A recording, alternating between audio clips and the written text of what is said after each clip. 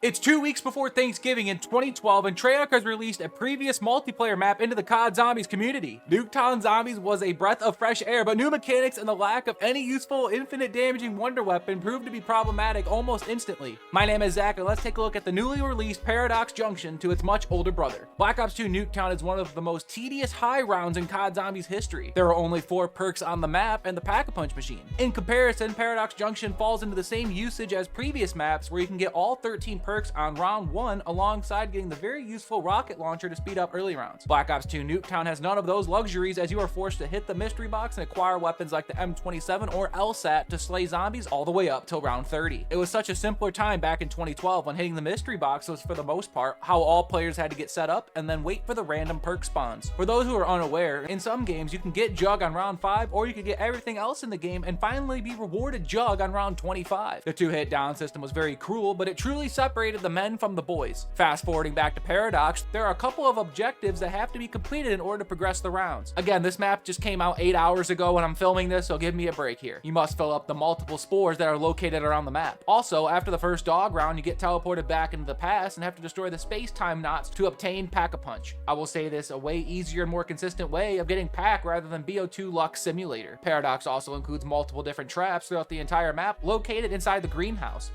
garage, and yellow house garage area. Can you imagine if BO2 Nuketown had these traps? The first ever round 100 would easily become achievable and possibly make its way closer to round 150. Also back in BO2, not having PhD Flopper raised major concerns, since using the regular ray gun or Mustang and Sally in close quarters was seen as problematic and almost a guaranteed death sentence if the player was not careful. One of the major differences I noticed immediately between these two maps was the box locations. For most of the newer maps, fire sales are almost non-existent, since as long as you have the rocket launcher and the right loadout equipped, such as next wonder weapon Gobblegum, the mystery box is just an aesthetic rather than a necessity for high rounds. The fact that the box location on Paradox Junction is right on the magic school bus for one of its locations is absolutely diabolical, because zombies can literally come at you from 3 separate angles, to a point if you are new to the map and don't know what's going on, it'll result into an instant game over containing severe depression and the lack of a will to live. In Black Ops 2, there are 5 box locations around the map, and there isn't a safe option to hoard up mid-round, especially one of my all-time features being the Walker Zombies. Don't you love being on round 60 on Nuketown back in the day and you're attempting to trade out the ray gun Mark II, and a walker blocks the door frame in the bottom of the greenhouse, ending your game, and you get punished by your mom with a bar of soap in the mouth? Maybe that was just my childhood. Anyways, fire sales in the older game made trade outs occurs even more often, since there was less max ammos for your game. Tough scene all around. Just wanted to say, if you made it to this point of the video, consider subscribing, since only 15% of the people watching this video is subscribed.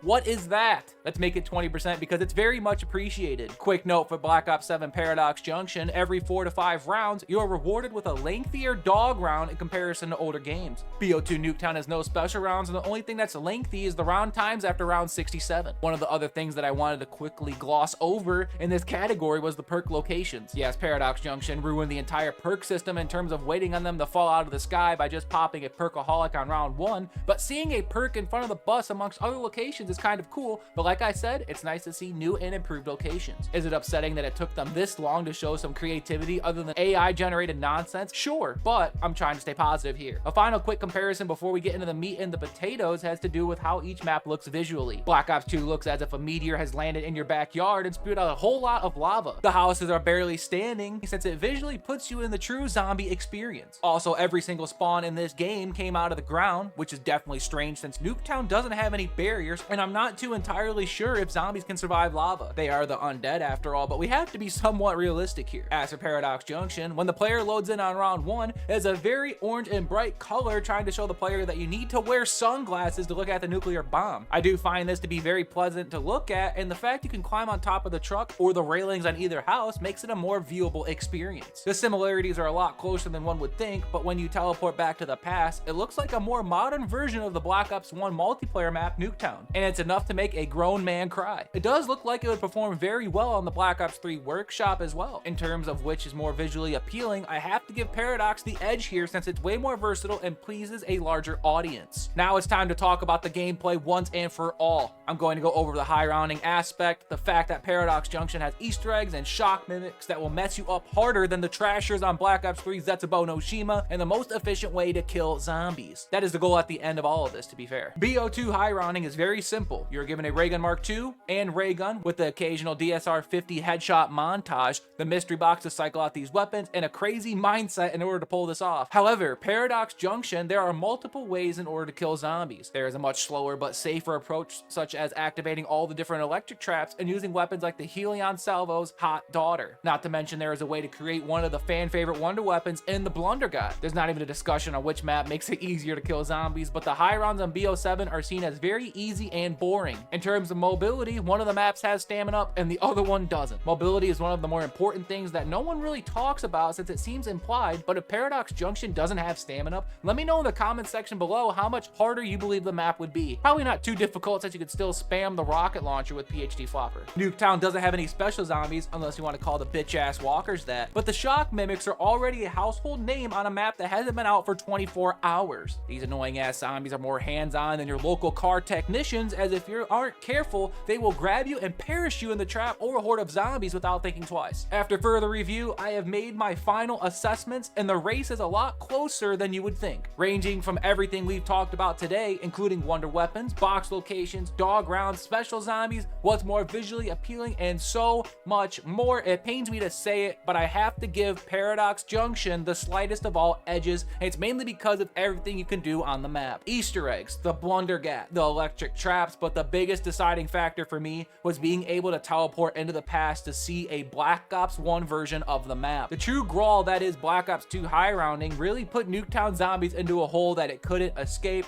but make sure to smash that like button if you enjoyed this video, and please make sure to watch another one of my videos to support the channel. Every single cent that we earn on this channel goes to paying off my mother's house. Other than that, my name is Zach, and you have made it to my next video.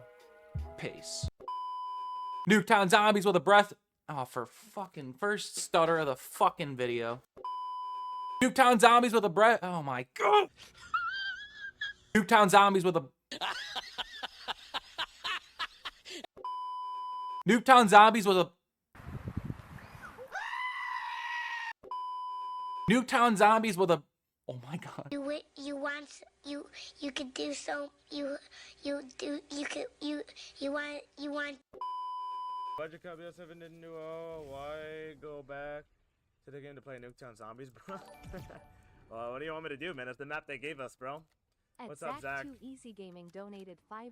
All right, Hey, I gotta go back. Dkal, how would you summarize this map in a couple of thoughts?